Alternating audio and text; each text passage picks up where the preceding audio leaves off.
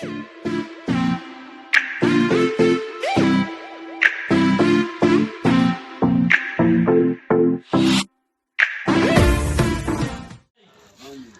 बीजिया वढ़ के जाना ही कित्थों तुरना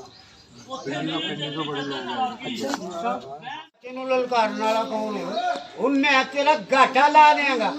मलंगी दंगा थले जीव रखने की कोशिश कर। वो सरबराह तू ही सुन लै। बहुत सुन लो यार ਤੁਹਾਡੇ ਵੱਡੇ ਮੌਤ ਮੇਰਾਂ ਦੀ ਹੁਣ ਮੈਂ ਵੇਖਾਂਗਾ ਤੁਸੀਂ ਕਮੀ ਕਿਵੇਂ ਪਿੰਡ ਚ ਰਹਿੰਦੇ ਹੋ ਉਹ ਮੈਂ ਤੁਹਾਨੂੰ ਨਿੰਬੂਆਂ ਕੋ ਫੇਰ ਦਿਆਂਗਾ ਉਹ ਸਰਬਰਾਹ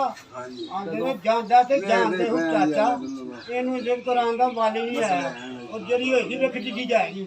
ਆਹ ਕੀ ਹੋਇਆ ਮਲੰਗੀ ਆਂਦਾ ਹੋਣਾ ਕੀ ਨਾ ਹੋਇਆ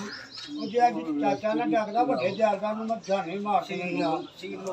ਮੈਂ ਪੁੱਛਣ ਕਿ ਉਹਨਾਂ ਦੇਖਾਂ ਉਹਨਾਂ ਜ਼ਾਲਮਾਂ ਦੇ ਘਰ ਕੋਠੇ ਦੇ ਨਾਜ ਭਰੇ ਗਏ ਨੇ ਤੇ ਸਾਡੇ ਘਰ ਕੱਖਾਂ ਦੀ ਗੁੱਲੀ ਨਹੀਂ ਆਂਦੇ ਅਸਲਮ ਕਾਨੂੰਨ ਪਾਸ ਕਰਕੇ ਆਏਗਾ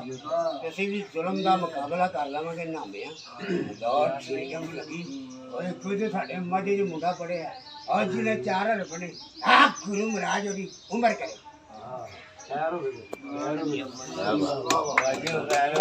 गालियां होनी चाहिए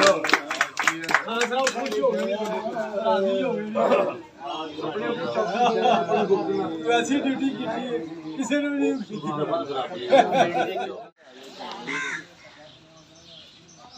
हाल के बाद कोई टाइम कर लेगा ना कितने बजे कितने बजे आप करेंगे ठीक है स्टूडियो कर लेंगे आज शाम को नहीं आज फ्री नहीं होगा आज काफ़ी लोग आए ना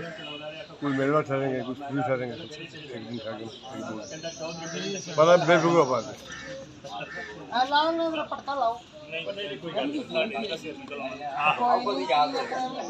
इनकी उम्र कितनी होगी 47 में पैदा हुआ आओ जी मेरे तो बाद किसी हो कितना था